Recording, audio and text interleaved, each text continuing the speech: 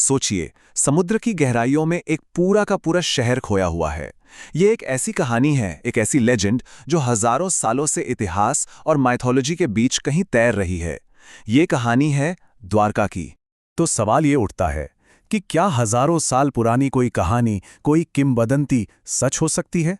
और ये कोई मामूली सवाल नहीं है। इसने दशकों से हिस्टोरियंस, आर्कियोलॉजिस्ट्स और श्रद्धालुओं सबको एक जैसा उलझा कर रखा है। तो चलिए, आज हम पौराणिक कथाओं के पन्नों से बाहर निकलेंगे और सीधा समुद्र की गहराइयों में उतरकर इस सवाल का जवाब ढूंढने की कोशिश करेंगे। तो बात है 1983 की। अरेबियन सी में इंडिया के आर्कियोलॉजिस्ट की एक टीम पानी के अंदर रिसर्च कर रही थी, और वहां नीचे रेत और चट्टानों के बीच उन्हें कुछ ऐसा दिखा जो बिल्कुल भी नेचुरल नहीं लग रहा था। ये इंसानों के बनाए हुए स्ट्रक्चर्स थे। ऐसा लग रहा था मानो मानो एक पूरा का पूरा शहर पानी के नीचे दफन हो। और बस इसी एक खोज ने सदियों पुरानी एक लेजेंड को फिर से जिंदा कर दिया।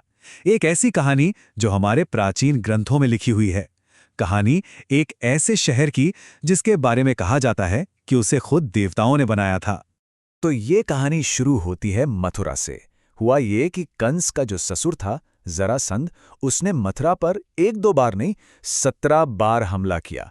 अब अपनी प्रजा को इन लगातार हो रहे हमलों से बचाने के लिए भगवान कृष्ण ने एक फैसला लिया कि एक नया, ज्यादा सुरक्षित शहर बसाया जाए। तो पौराणिक कथाओं के हिसाब से श्री कृष्ण ने समुद्र देव से मदद मांगी, जमीन मांगी, और कहते हैं कि उनकी प्रार्थना सुनकर समुद्र देव ने लहरों के बीच से 12 योजन जमीन ऊपर उठा दी। अब ये 12 योजन कितना होता है? आज के हिसाब से देखें तो करीब करीब 153 स्क्वायर किलोमीटर। सोचिए, एक नया किंगडम बनाने के लिए कितनी बड़ी जमीन थी ये। और इस जमीन पर देवताओं के जो डिवाइन आर्किटेक्ट थे, विश्वकर्मा, उन्होंने एक ऐसा शहर बनाया जिसकी हम आज कल्पना भी नहीं कर सकते। ग्रंथों में जो लिखा है उसके मुताबिक ये सिर्फ खूबसूरत नहीं था, ये एक परफेक्ट सिटी थी, एकदम वेल प्लान्ड, सेल्फ सफिशिएंट और उस जमाने की सबसे एडवांस टेक्नोलॉजी से बनी हुई। अच्छा, इस शहर की ग्रैंडनेस का अंदाजा आप इस बात से लगाइए। भागवत पुराण में लिखा है कि यहाँ सोने और कीमती रत्नों से जड़े हुए 9 लाख से भी ज्यादा भव्य महल थे।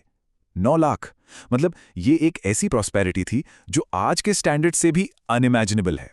लेकिन कहते हैं ना, हर अच्छी कहानी का एक अंत होता है, और द्वारका का ये जो वैभव था ये भी हमेशा के लिए नहीं था। बहुत जल्द ये शहर एक बहुत ही गहरे श्राप के साए में डूबने वाला था। पहला श्राप मिला महाभारत के युद्ध के ठीक बाद। अपने 100 बेटों को खोने के दुख में गांधारी ने भगवान कृष्ण को श्राप दिया कि जैसे उनका वंश खत्म हुआ, ठीक वैसे ही उनका यानी यदुवंश भी आपस में ही लड़ लड़कर खत्म हो जाएगा। लेकिन जो दूसरा और सबसे घातक श्राप था वो तो यदुवंशियों ने खुद ही मोल लिया था। हुआ ये कि कृष्ण के बेटे सांब ने कुछ ऋषियों का मजाक उड़ाया, और बस गुस्से में आकर उन ऋषियों ने श्राप दे दिया कि सांब एक लोहे के मूसल को जन्म देगा जो उसके पूरे कुल का नाश कर देगा। और फिर वही हुआ। उस मूसल का हिस्सा आगे चलकर एक शिकारी के तीर में लगा जो आखिरकार विनाश की वजह बना। और फिर वो श्राप सच हो गया। प्रभास क्षेत्र में एक त्योहार मनाया जा रहा था, और वहां घमंड और नशे में चूर यदुवंशी एक दूसरे के ही खून के प्यासे हो गए। उन्होंने आपस में लड़कर एक दूसरे को ही मार डाला, और गांधारी की भविष्यवाणी पूरी हो गई। यदुवंश का विनाश हुआ, भगवान कृष्ण ने भी देह त्याग दी, और उसके बाद समुद्र ने अपनी दी हुई जमीन वापस ले ली। देखते ही देखते वो सोने की नगरी द्वारका लहरों में समा गई। एक जीती जागती हकीकत अब सिर्फ एक कहानी बनकर रह गई थी। सदियों तक ये बस एक कहानी ही रही, लेकिन फिर आई 20वीं सदी, और कुछ हिम्मत वाले खोजकर्ताओं ने फैसला किया कि वो इस कहानी के पीछे छिपे सच को ढूंढ कर रहेंगे। और यहीं से शुरू हुई सच की आर्कियोलॉजिकल खोज। ये खोज दशकों तक चली। इसकी शुरुआत हुई 60s में, जब जमीन पर कुछ खुदाई हुई। फिर 1979 तक आते आते ये इंडिया की पहली अंडर वाटर आर्कियोलॉजिकल खोज बन गई। 80s में बड़े बड़े स्ट्रक्चर्स मिले, और फिर 2000s में तो हाईटेक सोनार से पूरे के पूरे खंडरों का नक्शा ही तैयार कर लिया गया। और इस पूरी खोज के हीरो थे आर्कियोलॉजिस्ट डॉक्टर SR राव। उनके लिए बिल्कुल आसान नहीं था। एक तो पैसों की जबरदस्त कमी। आप सोचिए, एक बार तो उन्होंने सिर्फ 800 रुपए से एक पूरा एक्सपीडिशन शुरू कर दिया था, और ऊपर से लोगों का शक जो मानते ही नहीं थे कि ये कहानी सच हो सकती है। लेकिन उन्होंने हार नहीं मानी। और उनकी मेहनत का नतीजा हैरान करने वाला था। देखिए, एक तरफ महाभारत में एक किलेबंद शहर के जिक्र है, तो दूसरी तरफ डॉक्टर राव की टीम को समुद्र के नीचे 560 मीटर लंबी पत्थर की दीवार मिलती है।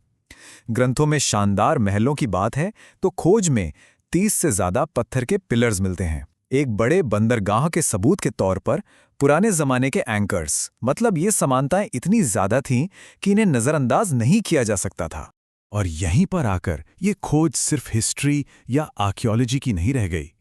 ये वो पॉइंट था जहां हजारों साल पुरानी आस्था और आज का मॉडर्न साइंस एक दूसरे से मिल रहे थे। और फिर जो चीज मिली वो सबसे ज्यादा चौंकाने वाली थी। एक आर्टिफैक्ट जिसकी जब कार्बन डेटिंग की गई तो पता चला कि वो 9000 साल पुराना है। 9000 साल, मतलब ये हड़प्पा सिविलाइजेशन से भी हजारों साल पुराना है। इस एक खोज ने इंडियन सिविलाइजेशन के पूरे टाइमलाइन पर ही एक बड़ा सवाल खड़ा कर दिया। तो सवाल यह है कि इतना बड़ा शहर आखिर डूबा कैसे? इसके लिए साइंस एक बहुत लॉजिकल एक्सप्लेनेशन देता है। जियोलॉजिकल डेटा हमें बताता है कि आज से करीब 9000 से 5000 साल पहले जब लास्ट आइस एज खत्म हुआ तो दुनिया भर में समुद्र का लेवल बहुत तेजी से बढ़ा था। और ये थ्योरी द्वारका के समुद्र में समा जाने की कहानी को एक मजबूत साइंटिफिक बेस देती है। डॉक्टर राव की एक बात इस पूरी खोज का सार बता देती है। वो कहते थे, मैं इन ग्रंथों को धार्मिक किताबें नहीं बल्कि हिस्टोरिकल डॉक्यूमेंट्स मानता हूं। उन्होंने माइथोलॉजी को सिर्फ आस्था से नहीं बल्कि एक हिस्टोरिकल सोर्स की तरह देखा, और शायद यही नजरिया था जो उन्हें सच के इतना करीब ले गया। और देखिए, ये कहानी आज भी कितनी जिंदा है। अभी हाल ही में फरवरी 2024 में प्राइम मिनिस्टर नरेंद्र मोदी ने खुद उस जगह पर डाइव किया और भगवान कृष्ण की याद में मोर पंख भी अर्पित किए।